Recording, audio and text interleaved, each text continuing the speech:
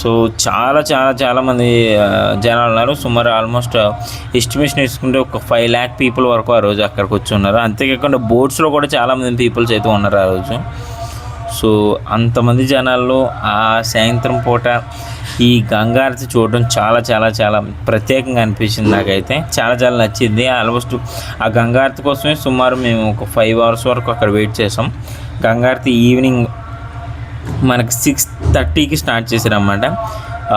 Throughout 6:30 నుంచి మనకి 7:30 వరకు కంటిన్యూస్ గంగారతి అయితే ఉంటుంది.